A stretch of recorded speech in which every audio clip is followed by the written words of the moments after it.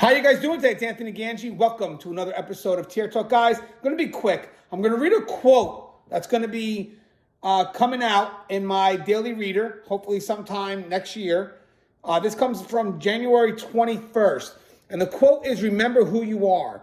This quote is for those that are getting ready to enter this profession. This is advice that to me, there's a lot of things you need to know, don't get me wrong, especially entering the profession.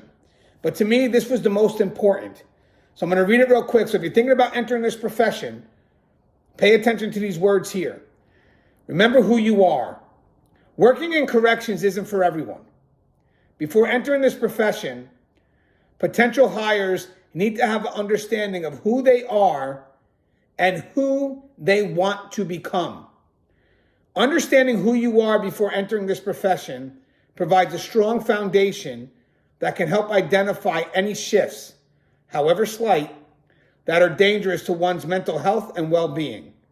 Knowing who you want to become will allow the profession to affect positive growth and changes that's intentional. By the way, I know most people are afraid of change, but change can be a great thing as long as it doesn't conflict with one's foundation, their core values. But with that said, staff have to be mindful that change can also be very subtle and slow moving, that one doesn't know if their life is better or worse until it is. Having a good support system and being mindful of subtle changes that affect one personally will help one survive this profession in the long term. The last thing anyone wants is to be so separated from who they are outside of uniform that no one, even their loved ones, can help them. Knowing yourself outside of uniform and being able to stay consistent with that all the way through this profession allows others, including loved ones, the framework to truly help the staff member, especially during times when the pressures of the job try to silently shift the individual mentally.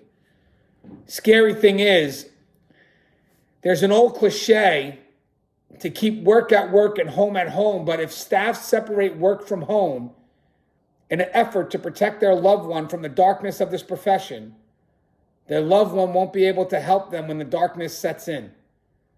Remember, we're all human, and in the end, we all need someone to share how we feel about what affects us the most. These feelings don't originate from who we are in the profession, but rather what we may be becoming because of the profession.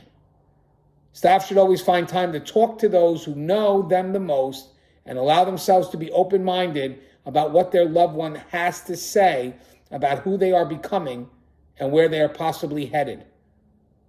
And a quote that was given to me on the side of this, so the original was mine, that whole part was mine, but then I took a one-sentence quote from Thomas Pepera, Sergeant out of Florida Department of Corrections, and he kind of wraps it up. He says, corrections will challenge the very notion of who you think you are,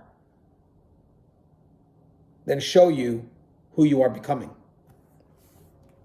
I think that's powerful. But guys, again, if you're going to want to survive in this profession, know who you are before you're coming in, because the key really is, if you know who you are really well, then you'll be able to identify any shift that tries to pull you away from that. Because this profession does have its pressures, but we can fight that. We can fight that by knowing who we are all the way down to our core values.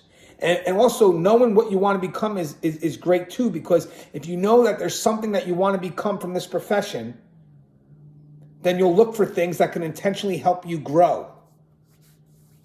I think that's just really good advice, especially going into this profession. As always, guys, the show is Tier Talk. If you haven't, please subscribe, interact, engage, comment, hit that bell. Bell's going to notify you every time I post a video. Stay safe.